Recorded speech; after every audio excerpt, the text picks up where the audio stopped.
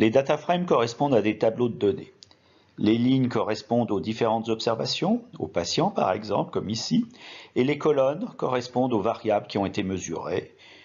Les variables peuvent être de nature différente. Par exemple, ici, patient est une chaîne de caractères donnant l'identifiant du patient.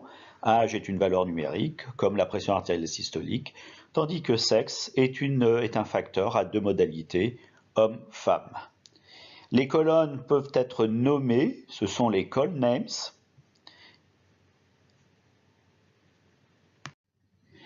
Il existe plusieurs manières pour désigner un élément particulier d'un data frame.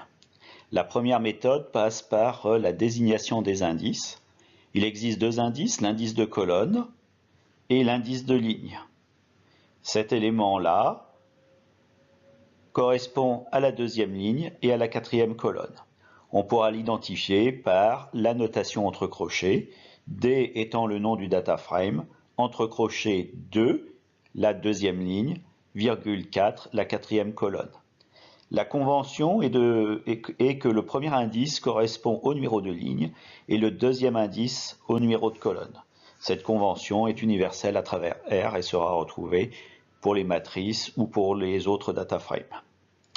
Une autre façon de désigner une cellule, c'est par exemple de donner le nom entre guillemets de la colonne à la place de son indice.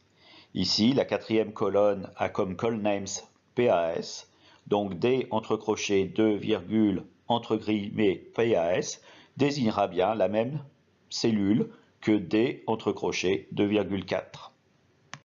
Pour désigner une colonne, l'écriture est D entre crochets, aucun indice de ligne, ce qui correspond à toutes les lignes, virgule, le numéro de la colonne. Une ligne complète se désignera de la même façon, D entre crochets, le numéro de la ligne, virgule, rien du tout, le rien du tout signifiant toutes les colonnes de la ligne. Plusieurs notations sont possibles pour désigner une colonne. Par exemple, cette colonne sexe de notre data frame petit d peut être désignée par D entre crochets, rien, virgule 3, car c'est la troisième colonne du data frame. On peut aussi la désigner par D entre crochets, rien, virgule, entre guillemets, son call names sexe. Et la troisième façon est d'utiliser la notation par un dollar, D $sexe désigne cette colonne, D le data frame, dollar sexe le call names de la colonne que l'on veut sélectionner. Ces trois notations retournent la série de valeurs contenues dans cette colonne sexe, ce qui donne un vecteur, ici un facteur, avec deux modalités, homme ou femme. Il est aussi simple d'extraire un sous-data frame.